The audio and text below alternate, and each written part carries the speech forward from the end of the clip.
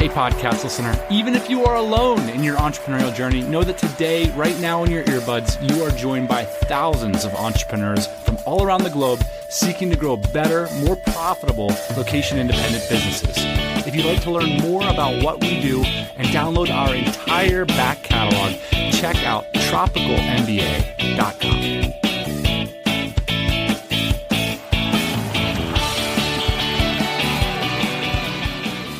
A few weeks ago on this program, we talked about the Peter Principle. Well, today we're going to talk about another principle or idea. This one comes from a great 19th century book. This is how we thought we'd roll this one. I'm going to read this much discussed extract from Tom Sawyer by Mark Twain, where Tom is forced to paint a fence as a punishment, but actually manages to convince others at first to help him, and then actually take over the painting itself. To me, this is kind of interesting for something that almost every entrepreneur struggles with and definitely should struggle with, which is how to find a way to lead a great team while not working yourself into the business day to day. A little fence painting is okay, but doing it for years on end is not the way to grow a successful business. So Ian and I are going to start off this episode by discussing that. And then a little bit later on, we're going to give a brief update on our latest business venture. And then definitely stick around to the end while we're going to have a discussion about one of the biggest questions I receive, which is, why do you guys always talk about top-line revenue and not profit? This is like somewhat of a controversial and contentious point. So in the third part of the episode, we'll get to that. So stick around for that. Now, I hope you're having a great week. Thanks for joining us on the TMBA pod. Let's get started with this one. Let's roll it.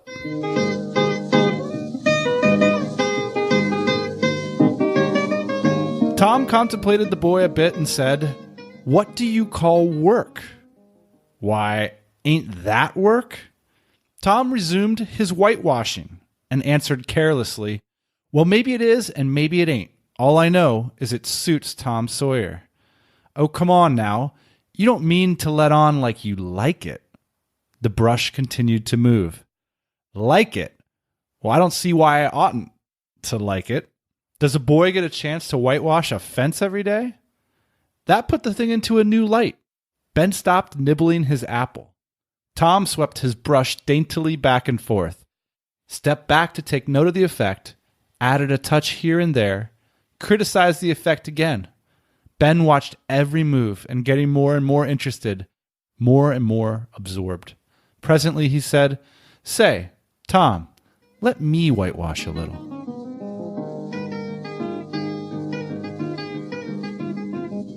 Fundamentally, I think this story about Tom is really one about like leadership. Have you ever sat around in your apartment with 4 or 5 other people? Everybody agrees that you should go out to dinner.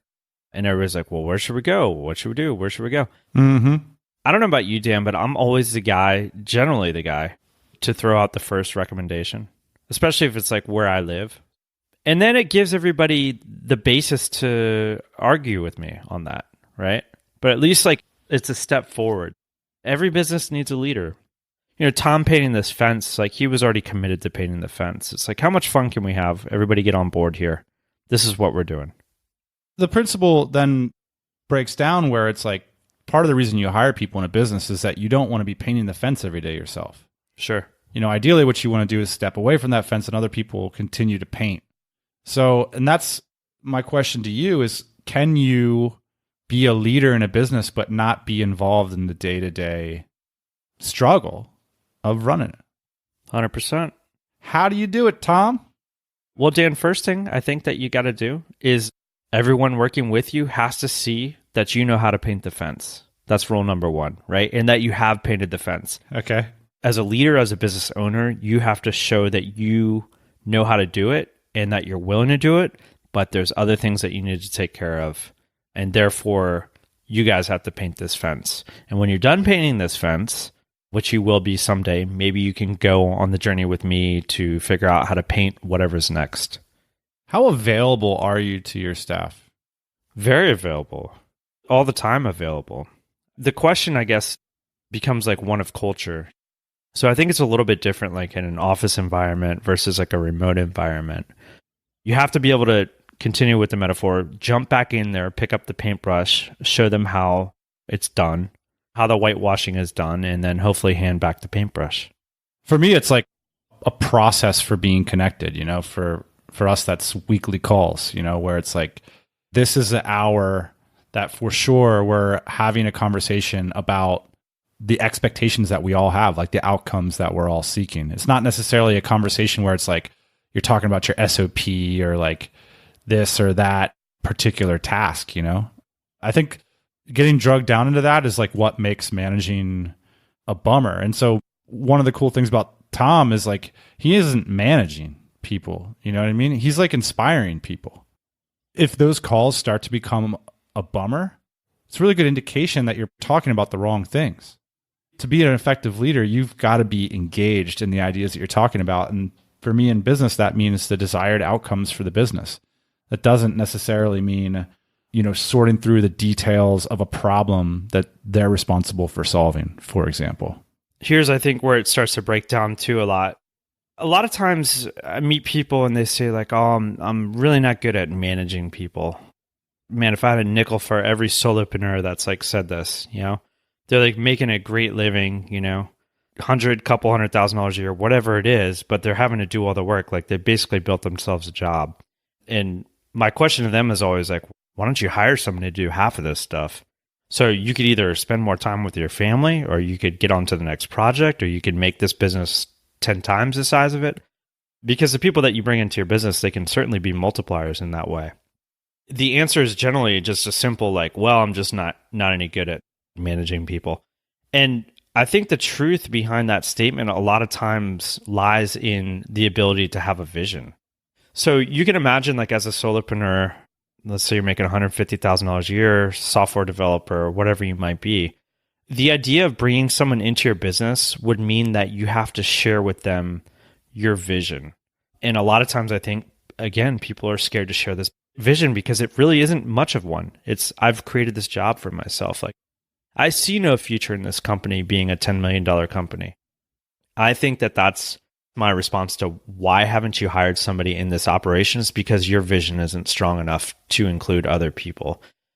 When you talk about like SOPs and people fulfilling SOPs, I think that that's fairly easy to do these days. There's a bunch of different sites where you can find relatively high quality people that have multiple jobs that are able to, fill out a spreadsheet or do whatever you might need to do. The problem occurs again when there's no vision involved with that. So, people, again, I hear this all the time. It's like, oh, I have all these people, they're fulfilling these SOPs for me. They're carrying out these tasks, but they're not passionate about the project, or they miss 4 days of work, or how do I find someone reliable? Yeah, who's going to be passionate about filling out a bunch of SOPs? Dan, we're humans, right? Like we need purpose, I think, to be able to do our best work. And it is the job of the founder, of the owner of the company, of the entrepreneur to provide that type of vision. If you haven't worked with other people on your vision, like if you haven't employed other people to help you execute on your vision, like you're missing out on a lot of fun. I don't want to like understate that, but like it's a ton of fun to have a vision and to have other people working towards your vision, and to also have those people start to embody your vision too, to like go home and like get excited about the things that you're also excited about. And that to me is like leadership, again, going back to Tom Sawyer, like when Ben picks up the paintbrush and Ben does it for himself, but then also for like the greater vision that Tom has, like that's powerful, And if you can get an army of people working for you and working towards your vision, if it's a big enough one and if it's a good enough one, like it's not only powerful, it's super fun. Yeah, and this is something that, the internet generation of outsource, delegate, VA, SOP, throw in your buzz term of like mechanical tasks being put on someone else's desk. That's a very small part of what it means to like build a team and manage a vision and stuff. And it's funny you mention all that. Like we're going to get into like some of the stuff we're doing in business, but one of my goals this year is to grow our team.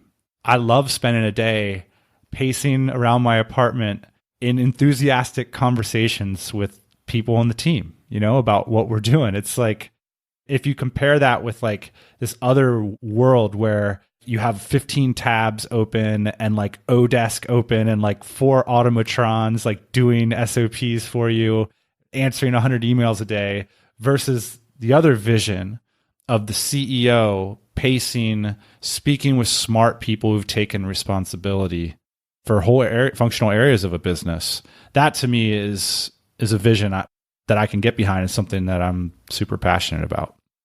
Dan, getting back to Tom and Ben, the other thing that happens when Ben starts to paint the fence is that Ben starts to figure out some innovation. A lot of times, Ben might become a better painter than Tom ever was. And a lot of magic happens there, right? So when you have your team members coming up with ideas that you never thought about, like, so, hey, here's how we paint the fence 2 times as fast, or here's how we don't burn through so many brushes. These are things that Tom probably wouldn't have been able to figure out, right? But now he's got a team behind him and some interesting things are happening. So Tom went away. He's commandeering the painting business. He started painting houses. Meanwhile, Ben is figuring out all these innovations about fencing. Here's the upside for everybody listening to this. It's not that hard. You already are. As an entrepreneur, you're enthusiastic about the outcomes that you're seeking. And so the promise of the Tom Sawyer principle is that if you can lean into that enthusiasm and communicate it to others, you've already got it, right? Like a lot of the hard work is already out of the way. And I think people can get off track so many ways. Like, sometimes it's like you're trying to make an ROI on a staff member. And so you're like digging into like what they're doing all day long or whatever. On the other hand, like it's such a drag to talk to people about what kind of problems they're having or whatever. So, management becomes this thing that you think you're horrible at. And I guess the promise of the Tom Sawyer principle is, look, this doesn't actually need to be difficult all the time. It's easy to be enthusiastic about the outcomes you're seeking. So Dan, I want to say something real quick about that in terms of enthusiasm. Many of you guys listening to the show know that we sold our business in 2015. And in the private talks I've given about selling that business, one of the main reasons I've cited for selling that business was lack of enthusiasm. It got to a point for me where it just became purely about making money. And it became very hard for me to get on the phone every week with our team members and express enthusiasm for that business when my goals were purely financially focused. And that was never the focus for our employees over at that business. And so you can imagine, like, I found myself on these team calls every week, trying to find the enthusiasm to talk about the products, the customers, the experiences that they were having, when all I was doing was looking at that spreadsheet. And this happens to a lot of people. If your business is at that point, or if you're at that point where this is just purely about financial motivation, it's very hard to get people on board with that. Like most people, and there's been a ton of studies based on this, but most people do not show up to work purely for the money. There's a lot of other different factors that are involved in that. And so for us, Dan, when it became purely financial, you wouldn't even want somebody like that on your team. Exactly. And so going back to these issues, I think that people are bringing up these days about like contractors, fulfilling these like simple SOPs and It's not surprising that it's hard to find people that will just click the keys unless their only motivation is money.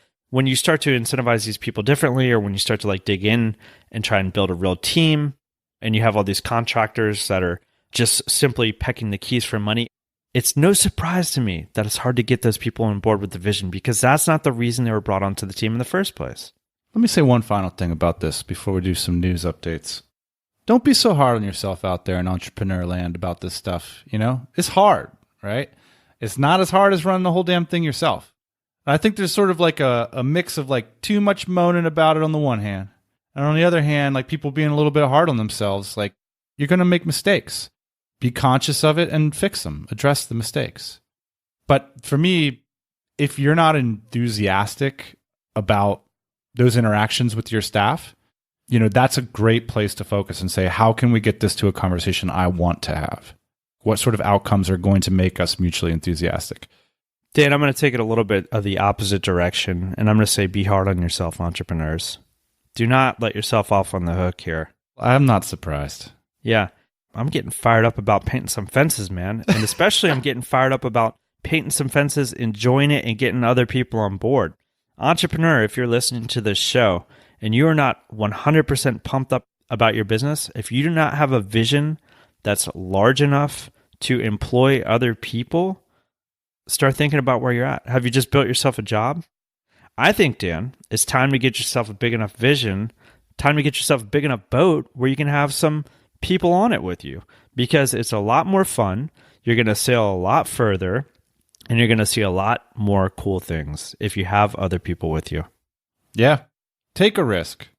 The other thing is that with the internet nowadays, it's so easy to just sort of hustle up some income, get by like that. But I think it's more rewarding when you take the risk and you bring on a team. Honestly, if like what you're trying to do is hustle up some income on the internet, do it all yourself, work for 8 hours a day, that's fine. But once you realize that you have the capacity to have a larger vision, once you realize that there might be something bigger out there, you're going to have to change your way of thinking and the way that you interact with people and get other people involved in your projects.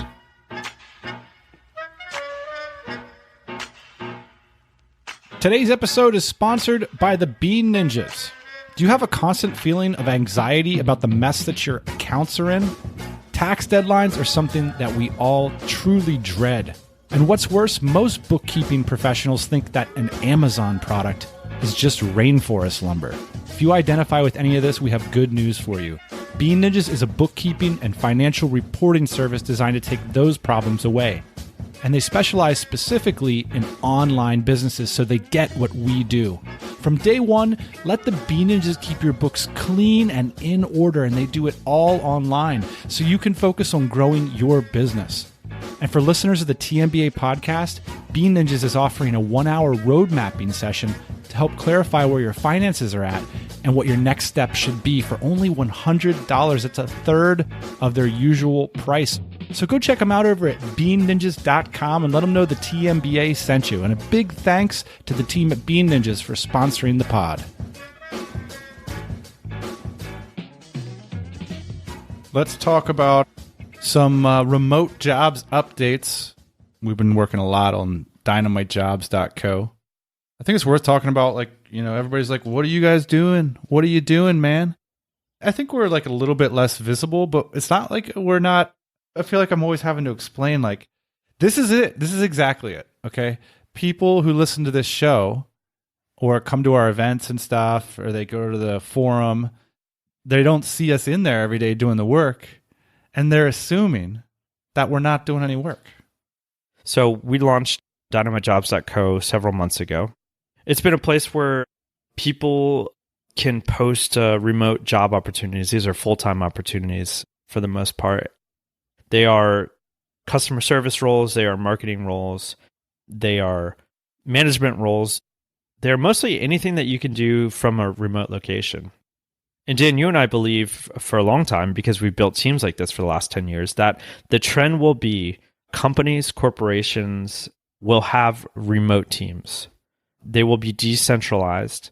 It will not make tons of sense in the future to have all of your employees in some expensive New York City office, because maybe the best talent isn't in New York City, maybe the overhead's high in New York City. Whatever it might be, these decentralized teams, they do have their own issues, but in general, I think that they're the future. And so we are trying to help facilitate making these connections for people and companies. Yeah. I mean, it's never been easier to find a remote job. The thesis of Dynamite Jobs sort of came from this idea of looking at the room at one of our Dynamite Circle events where you have 300 people in the room and you think, in this room alone, there's a few hundred jobs being created next year. The exact sort of jobs that I would want to work for if I wasn't running a company. And so I thought, hey, like, let's present these jobs to the public. And so Dynamite Jobs became essentially a job board for members of the Dynamite Circle to post their jobs. And then we would go out and promote it to the Tropical MBA audience.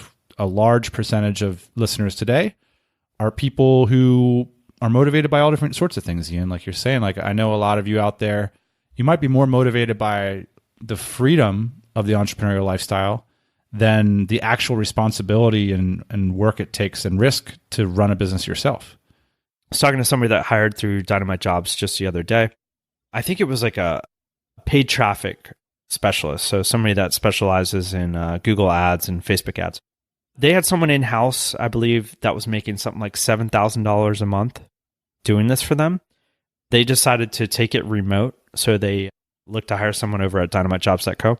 Ended up finding someone at the same level of quality and professionalism that was willing to do the job for $4,000 a month because they didn't have to commute, because they didn't have to be in an office, because they could work from wherever. And so I think, Dan, it's just a testament of two things. One is people are willing to do the job probably for less than what you're paying right now. And then two, money isn't always the only motivating factor in these positions. It's not to say everyone that's hiring through Dynamite Jobs is like finding a deal on someone like this, but I do think there's a lot more people out there that are interested in these opportunities than one might think. Yeah, totally. One of the things we've noticed with the site is simply how much traffic it's getting and how many people are signing up for the email list. Just from a raw traffic perspective, it's probably the most successful thing we've ever done. Yeah. It just shows that there's a big audience for the types of jobs that listeners of this show are creating. The next step for us is to figure out how to turn all this into a business, right? Right now, it's just a job board. And it's not exactly clear how to do that. It's totally hard, but I'm really enjoying being back in the trenches, trying to work on this business and figure out how we're going to make money and how we're going to execute on our vision. We did a little test campaign this week to try and see, crack the revenue faucet over here, right? I'm like reaching to the right, imagining I'm in like a circular room and there's all these potential places where I could crack this thing on. And so we kind of reached over to the right, we cracked the nozzle and it didn't quite work. You kind of pull back and you say like, okay, how are we going to do this again?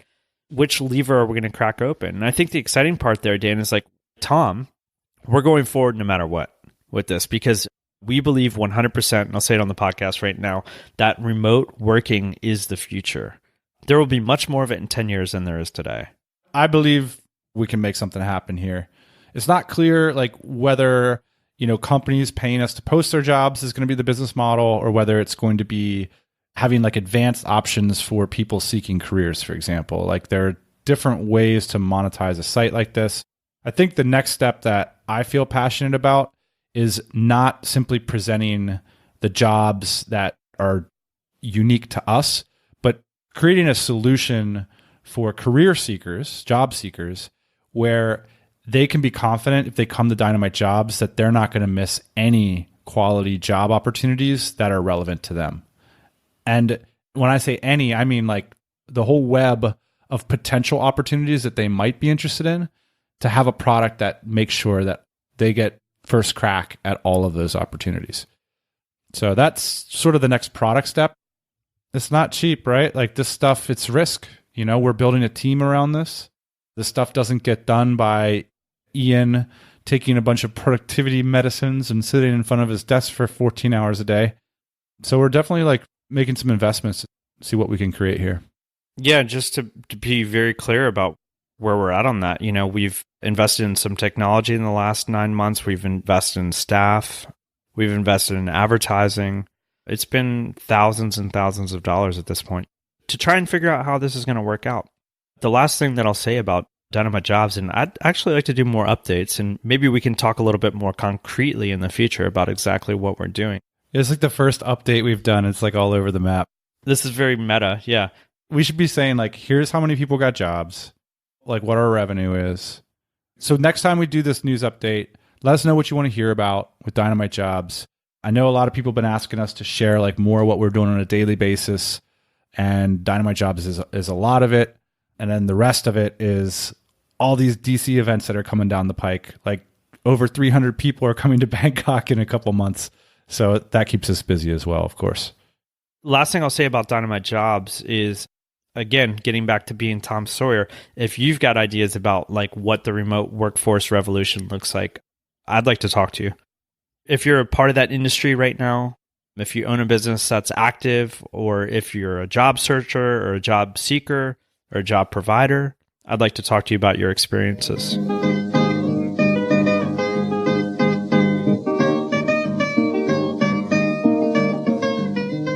Before we go in, I would like to talk about one of the most common questions that I receive. I've not yet answered it because I actually think it's quite difficult to answer, but I want to take a stab at it on today's show. Here's the question.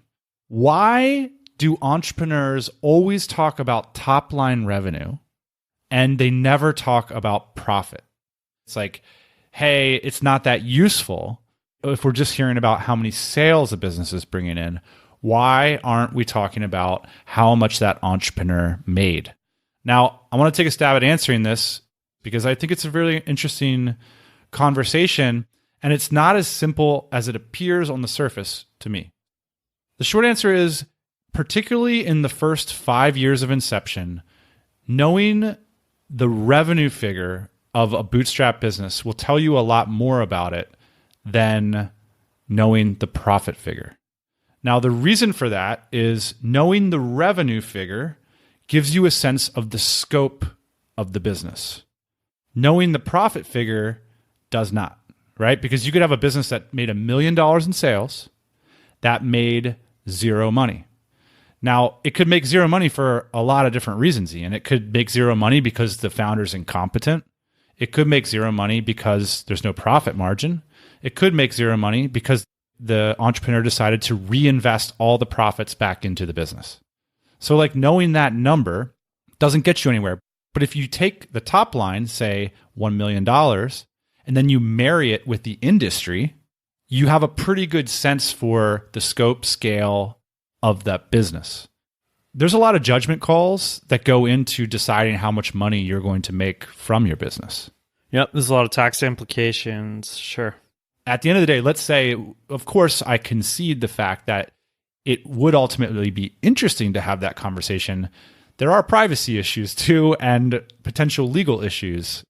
It a little bit bothers me because it's like, hey, these entrepreneurs are coming out here sharing so much about what they're doing, and heaven forbid they wouldn't share with you like what they're taking home from it.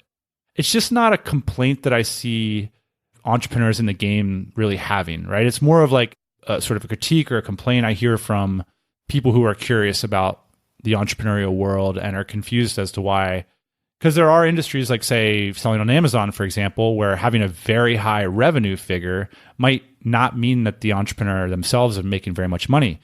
That said, entrepreneurs know very well like what the profit margins are for Amazon businesses. And so they're not going to automatically assume that someone who has a $500,000 Amazon business is making it rain. There's lots of compelling reasons why talking about top line is both more practical and more useful. I've certainly thought about this before. There's a bunch of questions around this, but when people ask, or more often people tell, if you ask somebody like, oh, what kind of business do you run? How's it doing? A lot of times people will say like, oh, we do $20 million and we have like 50 employees or 100 employees or whatever it is. Whenever I ask that question, it's always interesting to see what people's response is, because this top line number and also like the number of employees you have and all this stuff, it can be a vanity metric. What you're saying about the first couple years of a business, I think is true, which is like the income, the profit doesn't mean a lot because you can be doing a lot of different things with it. Like you said, you can be reinvesting in inventory, staffing, advertising, whatever it might be. Well, you could also say, like, if you're going to be a real stickler about it, you could say the freelance software developer whose income is 100% profitable, aside from an internet connection, netted $150,000 last year, whereas the e-commerce company that has 6 employees that had $1 million sales might have also netted $150,000. So what tells you more about the business, the profit or the top line revenue? If you could only know one, I feel like you'd choose a sales figure. This is a pretty big topic, but you just talked about a business that puts $150,000 to the bottom line, and it's got all these moving parts, and then an individual that puts $150,000 to the bottom line, and it only has one moving part. There's a difference there between those two organizations. One is an asset, the other is an operator. So you can't go and sell the operator. The only thing that you can go sell the operator for is another job, but you can sell the asset. So there's a lot more value wrapped up in that organization than there is in the individual, even though it takes a lot more work to keep all those moving parts working together. Getting back to the top line versus the bottom line, there are a lot of factors that go into place. And So when you talk about a mature business, let's say 7 to 15 years old, I think that you can learn a lot about the profitability. I was just talking to a guy the other day, local business here in Austin. At one point, he had like 30 trucks on the road. He had all these employees. He had this warehouse, all this stuff. What he figured out though, Dan, was that his operation at that scale wasn't very profitable. So he scaled back to having 3 trucks and doing a lot less work and still making the same profit. So I think that determining your profitability, like as entrepreneurs, we have a lot of flexibility there. A lot of these businesses that we run, they can be very profitable or they can be not so profitable. And like you said at the beginning, it depends kind of on the owner's competence. It depends on a lot of things. It's decided by like how much tax minimization you want to do. It's determined by how much investment in the business. So I think you're right to say that without a lot of explanation, the profitability of a business is a lot less telling than the top line. Combine that with the social awkwardness of actually outlining what you took home last year. Some people are willing to do that. Some people do it publicly on the web. Some people, they don't want to do that. I would categorize myself as one of those people. I don't know. Everybody has their reasons. My reason might be it feels a little bit tasteless, actually, which is a weird thing to say given that we're here on a business program talking about money. That's probably true too, especially like in America. It's like very taboo. I'm like more than willing to do it in a private setting. And most entrepreneurs that I meet will be. I was talking to someone who wanted to become an entrepreneur, and I was like, hey, the way you do become an entrepreneur in your industry is you go figure out where the money is, because you don't want to like emulate something that's not making any money. Her question to me was, well, how am I going to figure out how much money they're making? And I was like, you're going to ask them because entrepreneurs are willing to answer that question. I think there's a difference between saying that in private in a conversation with somebody versus like making it a matter of public record and like talking about it regularly. I'm okay with that. But like personally, again, it comes back to like my thesis and why I brought this up in the first place is that it's just not that useful. Like it's more of a gossipy thing. It's about that person specifically as opposed to about like industry and business and the opportunities that exist there. So that's why like as a judgment for this show, if someone like runs a coaching and blogging business, say, and they come on the podcast and they say, hey, I did $1 million in sales last year. For the audience's benefit, it doesn't seem that useful to say, but how much did you make? You know what I mean? I think that's enough. Again, like there's so much context involved there. And unless that person is like reaching out to me and saying like, I'd really like to maximize my personal income, then that's a conversation that's like very easy to have. So it's like, okay, let's take a look at the P&L. Let's take a look at the balance sheet. Let's figure out like how to do that. But, some people aren't interested in maximizing their own personal income. They could say like, how do I grow this business? And then you look at the spreadsheet and you say like, well, dude, you're taking home $200,000 a year. You're taking home all the profit. Like you need to reinvest that. Well, it's like, well, I can't. We like live in this mansion and I have this whole mortgage and all this stuff. And it's like, well, then your business is going to suffer because of it. So in closing with my thoughts on this, Dan, it's like all about where you want to go personally and where you want your business to go. If your idea is like, I need to make personally $500,000 a year, like you're going to have a business that supports that. I'm glad we've done a podcast on this topic now. We can like section it off and send it around when we hear this question in the future. I mean, I don't know. I guess like I have a strong opinion about it for some reason. I totally understand the question. I understand why people think profit's really important and why they would want to know about it. That's just my long answer to why we don't talk about it that much. We've had so many conversations privately with the P&L, with the balance sheet. It's like, that's where that conversation happens. Just putting out that profit number publicly, I don't think it tells you much without the context. It makes sense to me why people would be interested in that number at the same time, Dan, because a lot of times people are trying to judge whether or not they should like get into that business or that skill set or something like that. Like they actually want to know how profitable it is. That makes sense to me, trying to gauge interest in something based on having the full picture. Having been privy to the full picture, a lot of times, if the question niggling you is, well, how much money are they really making? The answer 8.5 times out of 10 is not as much as you think. Always. The answer is probably a lot less. Almost every single person I've met is making less money than I thought they were. It's true. It's super true. All right, boss man. Me and you, prime examples of said principle that needs to be named. We'll call it the principle Dan and Ian need to get back to work principle. So let's get off the podcast and get back to work. We will be back next Thursday morning, 8 a.m. Eastern Standard Time. We hope you're here. See you then. Ciao. Hey, thanks for listening to the Tropical MBA podcast. You can go to tropicalmba.com, get access to hundreds of back episodes and all kinds of other goodies. Load up your iPod. That is the cheapest way to fly business class on your next international flight. We will see you next Thursday morning, 8 a.m. Eastern Standard Time.